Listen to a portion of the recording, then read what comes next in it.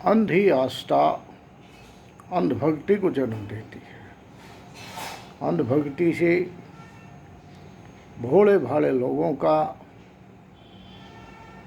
राजनेता और गुरु शोषण करते हैं।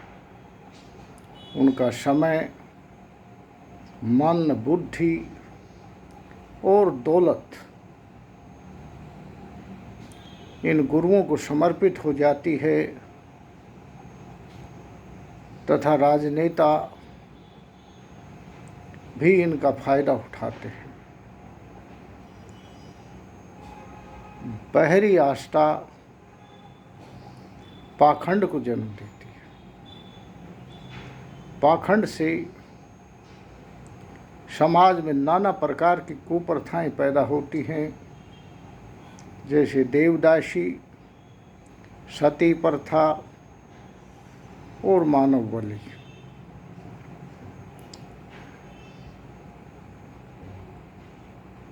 किसी के घरों में आग लगा देना, इस प्रकार के पाखंड समाज में फैलते हैं और आदमी की मानसिक, आर्थिक और आध्यात्मिक हानि होती है।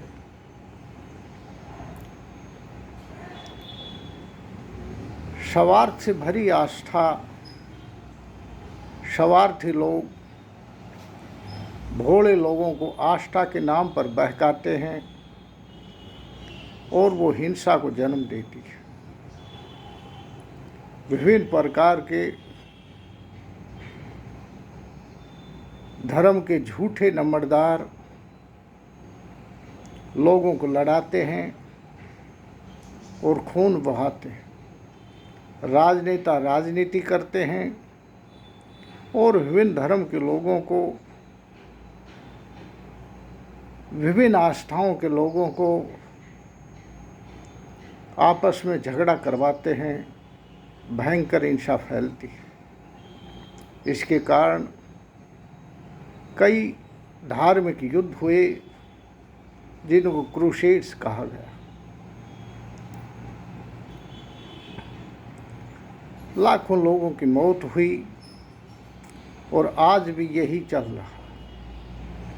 विवेकपूर्ण, निश्चल और सच्ची आस्था धर्म को जन्म देती है, प्रेम को जन्म देती है, सच्ची भक्ति को जन्म देती है। इस प्रकार की आस्था मीराबाई को पैदा करती है।